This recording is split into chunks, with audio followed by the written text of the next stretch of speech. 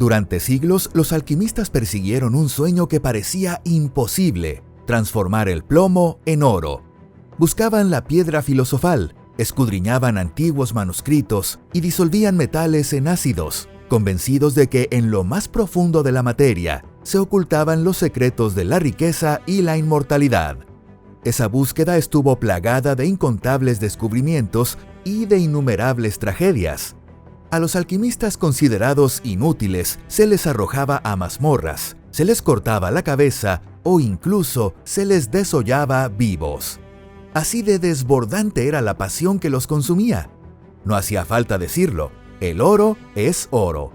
Ayer y hoy, millones de personas han estado dispuestas a ofrecerlo todo, incluso su alma, con tal de obtener este metal dorado. Hola a todos. Y por fin, siglos de esfuerzo han dado resultado. Aunque en realidad, quienes lograron crear oro no fueron alquimistas, ni químicos, sino físicos. Esto es Pangea. Hoy les contaremos cómo científicos del siglo XXI lograron fabricar oro a partir de plomo, cómo lo hicieron usando un acelerador de partículas, por qué eso no les hizo ricos y qué significado podría tener para el futuro de la humanidad. ¿Les dio curiosidad? Entonces, vamos a comenzar.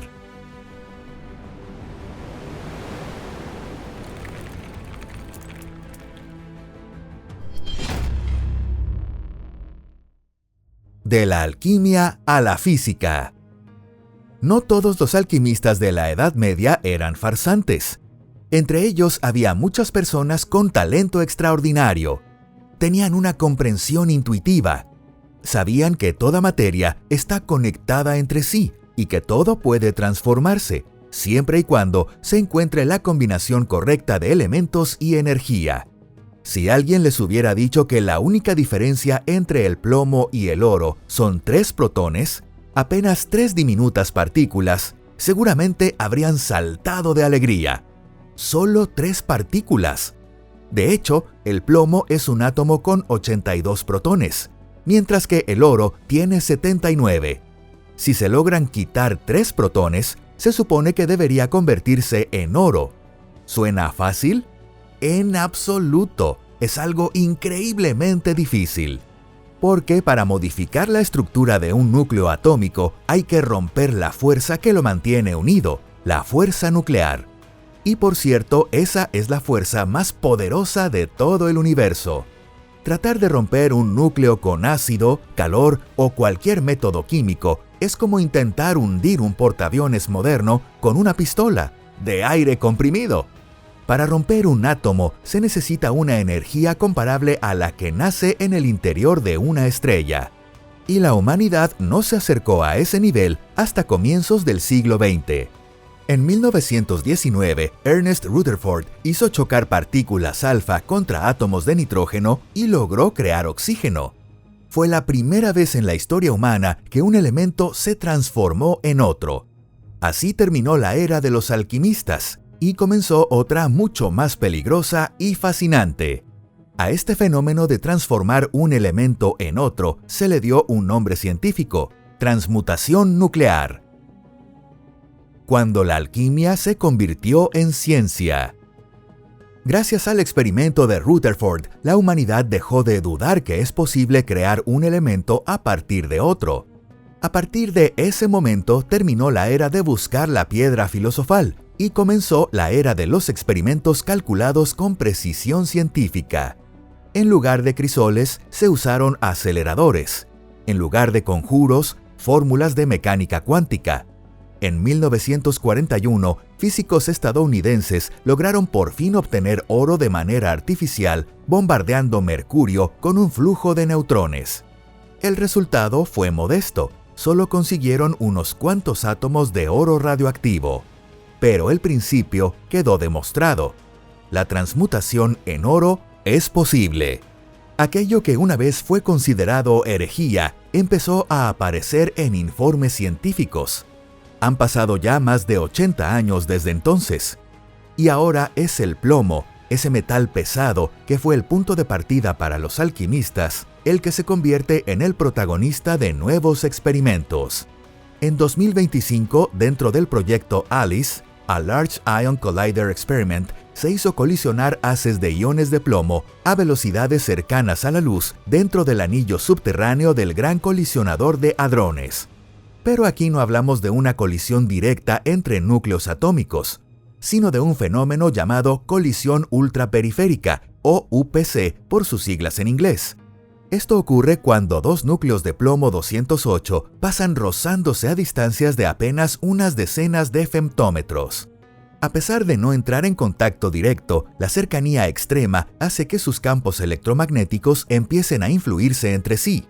A velocidades cercanas al 99.9999% de la velocidad de la luz, el campo electromagnético de los núcleos de plomo en movimiento se vuelve tan intenso que se comporta como un flujo de fotones de altísima energía. Estos fotones impactan contra el núcleo vecino, lo excitan y hacen que se desprendan algunos nucleones, como protones y neutrones. Si exactamente 3 protones son expulsados del núcleo de plomo, el átomo se transforma en oro. Así el sueño de los alquimistas se hizo realidad. Pero no trajo riquezas. En primer lugar, el oro solo existió durante una fracción de segundo. Las condiciones eran extremas, casi infernales. Además de viajar a velocidades cercanas a la luz, los núcleos debían estar en un estado de ionización absoluto, sin ni un solo electrón, solo los núcleos desnudos. A eso se sumaban fuerzas magnéticas colosales y ondas de choque provocadas por otras partículas. Por eso, los núcleos de oro apenas podían avanzar antes de estrellarse contra las paredes del acelerador o colapsar por su propia inestabilidad. Los detectores solo lograron registrar sus rastros, su ionización, su trayectoria, su energía.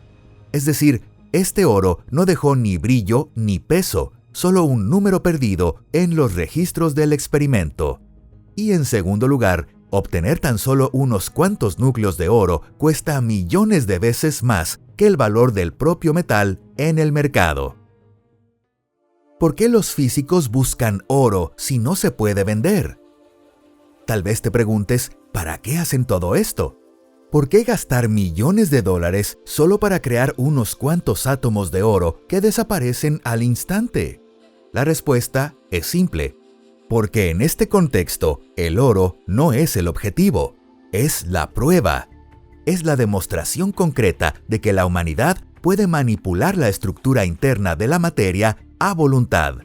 Los experimentos del CERN han demostrado que cuando los iones pesados de plomo se desplazan casi a la velocidad de la luz, su propio campo electromagnético se intensifica al punto de provocar reacciones fotonucleares capaces de expulsar protones y neutrones de núcleos cercanos. En otras palabras, los científicos han aprendido a usar el campo natural de partículas en movimiento para modificar un núcleo atómico sin necesidad de hacerlo chocar directamente. No se trata de un juego de laboratorio, sino del primer paso a una tecnología que, en el futuro, podría permitirnos transformar desechos radioactivos en elementos seguros. Ahí es donde reside el verdadero valor de la transmutación nuclear. Actualmente hay decenas de proyectos relacionados con esta idea desarrollándose en todo el mundo. Estados Unidos, Japón, China y Europa están trabajando en reactores impulsados por aceleradores. En ellos, los neutrones generados se usan para neutralizar isótopos de larga vida como el plutonio 239 o el americio 241, transformándolos en formas más estables o que se desintegran mucho más rápido. Si esto se hace realidad, la humanidad ya no necesitará enterrar residuos nucleares durante miles de años. Literalmente podremos convertirlos en sustancias seguras. Esto también es alquimia, pero con la ética del siglo XXI. Puede sonar contradictorio, pero es un hecho. La ciencia moderna ha dejado atrás hace mucho tiempo la idea de que el oro representa riqueza. Hoy el oro no es más que un subproducto del inmenso deseo de entender el universo. Claro está, esto forma parte de la ciencia más avanzada del presente y es un campo reservado solo para la élite más selecta. El oro que nace en el fuego de las estrellas. Cuando los físicos aprendieron a hacer colisionar núcleos de plomo, parecía que no había más camino por recorrer. Pero los seres humanos no se detienen tan fácilmente. Si logramos expulsar 3 protones de un núcleo atómico, inevitablemente intentaremos hacerlo a gran escala. Así nació la idea de la alquimia estelar, un intento por crear oro dentro de un reactor de fusión nuclear, con una energía comparable a la del interior del Sol. Esta idea se basa en un concepto muy simple. En reactores de fusión o tokamaks capaces de generar fusión controlada, se produce un flujo de neutrones extremadamente denso. Si se coloca cerca del plasma una sustancia como mercurio o plomo, esos neutrones pueden ser capturados por los núcleos atómicos, dando lugar a una cadena de reacciones de transmutación que genera oro. El proyecto más famoso en este campo le pertenece a la empresa emergente Marathon Fusion. Los desarrolladores de esta compañía afirman que en el futuro su reactor podrá transformar el isótopo mercurio 198 en oro 197. Veamos cómo ocurre esa transformación paso a paso. Consta de solo 2 etapas. Paso 1. Es decir, el núcleo del mercurio 198 captura un neutrón rápido y de inmediato emite 2 neutrones. Como resultado, el núcleo queda con 80 protones y 117 neutrones, convirtiéndose en mercurio 197. Paso 2. El mercurio 197 es inestable y tiene una vida media de aproximadamente 64 horas. Dentro de su núcleo, uno de los protones captura un electrón de la capa K, en lo que se conoce como captura electrónica, y se transforma en un neutrón. El número de protones disminuye de 80 a 79, y el núcleo se convierte en oro 197, un isótopo estable. En teoría, de 1 gramo de mercurio se podría obtener casi 1 gramo de oro, pero en la práctica, lograrlo es mucho más complicado. Para mantener la reacción de forma estable, se necesita un flujo de neutrones con una densidad superior a 10 billones por centímetro cuadrado por segundo, temperaturas de plasma de decenas de millones de grados y una protección completa contra los isótopos radioactivos generados como subproductos. El oro que se obtiene mediante una transmutación nuclear en sí mismo no es radioactivo. Se trata del isótopo estable Au-197, el único isótopo de oro que existe de forma natural en nuestro planeta. Sin embargo, para llegar a ese oro estable, primero hay que atravesar una cadena de núcleos inestables. Cada uno de ellos, al capturar electrones, emite partículas beta y rayos X. Durante las primeras horas o días, alrededor del blanco experimental, se desata una verdadera tormenta microscópica de radiación. Con el tiempo, esos isótopos intermedios se desintegran. En cuestión de días, la mayor parte de la radioactividad desaparece y tras algunas semanas, o como mucho unos pocos meses, todo queda completamente estabilizado.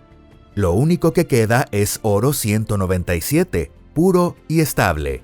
El mismo oro que los alquimistas persiguieron durante siglos con tubos de ensayo y retortas. Solo falta una cosa más: construir el reactor de fusión. La empresa Marathon Fusion, junto con varios grupos de investigación en China y Japón, ve esta idea como un subproducto potencial de la energía de fusión. Si en el futuro los reactores de fusión logran generar un flujo estable de neutrones, no solo servirían para producir energía, sino también para sintetizar elementos raros como platino, iridio o el propio oro. Ya no se trataría de alquimia en el sentido tradicional, sino de una industria dedicada al diseño de elementos. Por ahora, todo sigue en fase teórica y se limita a cálculos computacionales. Aún no existe ningún experimento que haya demostrado que es posible producir oro en un reactor de fusión de forma económicamente viable. Pero la idea en sí misma es fascinante. Conserva algo del sueño antiguo y de la locura de aquella época. La humanidad intenta, una vez más, convertirse en creadora de materia. Solo que ahora, en sus manos, ya no hay una retorta, sino un pequeño sol artificial ardiendo en el corazón de un reactor de fusión. Si este video te pareció interesante, no olvides darle me gusta y compartirlo con tus amigos. Muchas gracias por vernos. Nos vemos en la próxima. ¡Hasta pronto!